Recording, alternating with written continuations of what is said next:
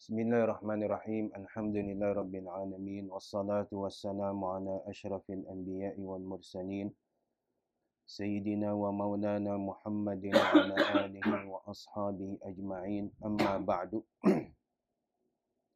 Sebelum kita mulai, saya mau ralat yang informasi yang sebulan yang lalu. Ada dua informasi yang harus diralat ya. Yang pertama mengenai tempat makamnya Al-Imam Al-Ghazali.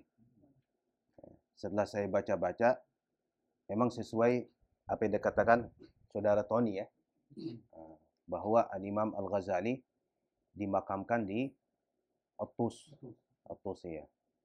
Tapi ada juga beberapa ulama yang lebih condong dia dimakamkan di Baghdad gitu.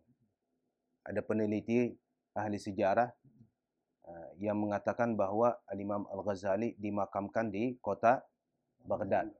Karena di Baghdad ada juga makam dengan nama Imam Ghazali itu. Di Tus ada, di Baghdad ada. Jadi siapa yang benar wallahu alam ya. Terus yang kedua bahwa pernah saya ngomong yang ada seorang raja atau seorang hakim gitu, sultan ya, yang memerintahkan pembakaran kitab Ihya ya. Yusuf ibn Tashifin. Waktu itu saya sebutkan. Saya ngulang-ulang lagi informasi itu. Ternyata bukan dia, tapi anaknya. Ali ibn Yusuf ibn Tashifin. Itu terkenal itu peristiwa pembakaran kitab Ihya. Di daerah mana? Maroko. Maroko ya. Karena memang pada saat itu banyak ulama Malikiyah memang nggak suka dengan jiwa-jiwa tasawuf gitu. Baru setelah itu siapa? Kalau nggak salah As-Sanusi itu, yang pengarang Aqaid Sanusiyah. Dia juga sekaligus seorang sufi, baru dia masuk tasawuf ke Maroko situ.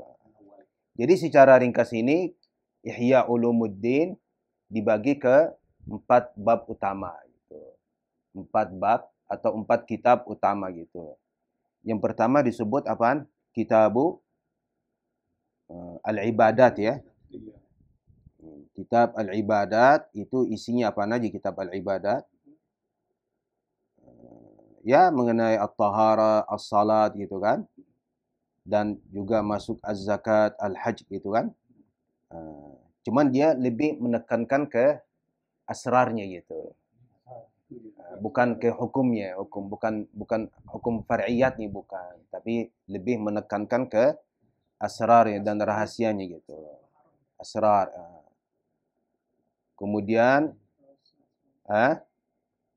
di situ disebutkan kitab tahara ada Asrarut Tahara. Pertama Kitabul Ilm, terus Qawaidul Aqaid, ini mengenai akidah ya.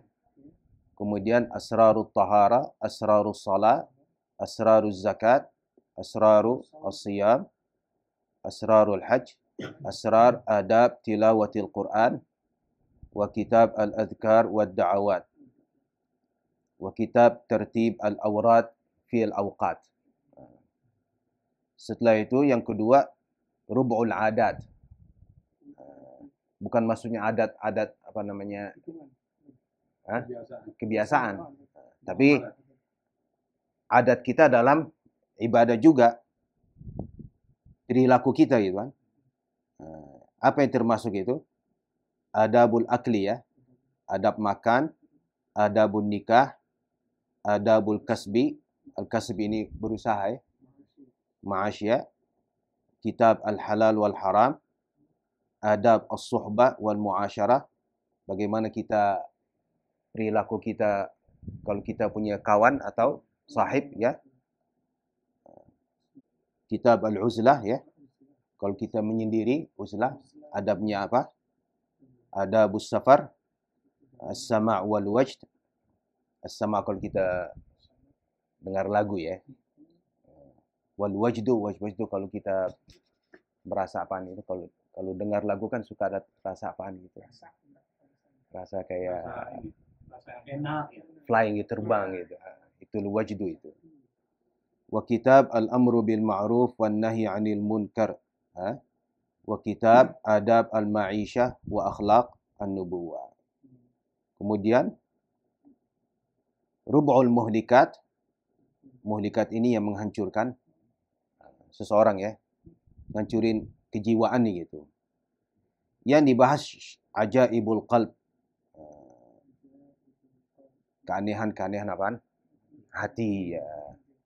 Riyadatul Nafs. Riyadhah, olahraga hati ya. Afatus syahwatain, penyakit dua syahwat. Syahwat perut dan syahwat kemaluan. Penyakit lidah. Penyakit apaan? Afatul ghadab ya. Al-hiqdu wal hasad. Dhammud dunya. Dhammul mal wal bukhli. Dhammul jah wal riya. Riya kan ini kan. Al-jah kan ingin. Iya benar. Al-kibru wal-ujub. Dhammul ghurur. Kemudian rub'ul munjiyat. Apa aja? At-taubah, as-sabru, wasyukru, al-khawfu, wal-raja, wal-faqru, wal-zuhd, at-tauhid, wat-tawakkul. Ini kitab yang akan menyelamatkan kita gitu. Terutama sifat-sifat apaan? Sifat ke batin ya semua ya. Sabaran, syukur, khauf, raja, dan yang lain-lain. Ini secara ringkas apaan? Pembagian dari kitab Ihya Ulumuddin. Jadi kenapa seperti saya bilang pada pertemuan pertama, kenapa sebenarnya Imam Ghazali mengarang kitab Ihya ini? Karena dia melihat banyak sekali orang sudah pemahamannya terhadap agama sudah menyimpang gitu, nggak lurus. Walaupun orang itu ahli fikih gitu, walaupun ulama ahli fikih, tapi pemahaman agamanya itu nggak benar. Sehingga misalnya seperti ulama ahli fikih sering menggunakan mereka itu fikihnya itu digunakan untuk mencari kedudukan, mencari apa namanya jah tadi. Tujuannya begitu, ingin taqarrub kepada hakim, sultan, ingin berdebat, pandai berdebat. Tujuannya hanya biar orang terkenal ini, terkenal sama orang lain gitu kan. Tujuan gitu banyak fuqaha dulu. Makanya benar, siapa sih sebenarnya disebut faqih gitu? Siapa sih sebenarnya disebut ahli fikih itu? Jadi tujuan dia memang gitu dia. Ingin mengembalikan orang kepada agama yang sesungguhnya gitu. Bagaimana dulu sifat siapa? As-salafus salih gitu. Menghidupkan kembali ad-din gitu. Itu tujuan utamanya adalah pengarang Ihya Ulumuddin. Waktu itu kalau misalnya ulama saking sibuknya debat dulu kan. Ya, debat melulu dah. Namanya kalau debat kan pasti permusuhan pasti. Kalau nggak antara guru, paling nggak permusuhan antara murid-murid kan. Nah itunya fitnahnya syaitan suka begitu kan. Syaitan memang suka menimbulkan permusuhan. Memang awalnya debat antara dua syekh gitu kan. Dua syekh ini sama-sama gengsi gitu. Nggak mau ngalah gitu kan. Yang penting serang lawan, walaupun dia benar atau nggak benar. Yang penting dia menang gitu kan. Kalau dia menang pasti orang lain pasti ta'zim dia gitu kan. Dia orang hebat. Itu perdebatan debat antara ulama memang luar biasa pada saat ini memang. Luar biasa. Sebenarnya sampai acara apaan? Sampai acara takziah itu aja debat juga. Orang lagi bersedih berdebat. Iya. Nah, debat ulama sih begitu kan.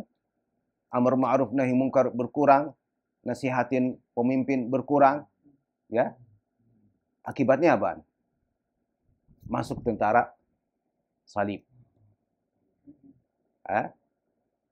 Ya kan? 491 kalau saya itu. Hijriah ya. Imam Ghazali masih hidup. 400. Masih ada kan? Kan Imam Ghazali 505 kan? Wafatnya. masuk ke tentara salib, kuasai apa? Baitul Maqdis, habis dibunuh-bunuhin umat muslimin, sampai jalanan penuh dengan darah itu, sampai darah sampai lutut, banjir di jalanan, saking banyaknya korban itu, saking banyak. Jadi itulah akibat kalau terlalu banyak berdebat, nggak mikirin yang penting gitu kan. Tujuan utama gitu sebenarnya Imam Ghazali.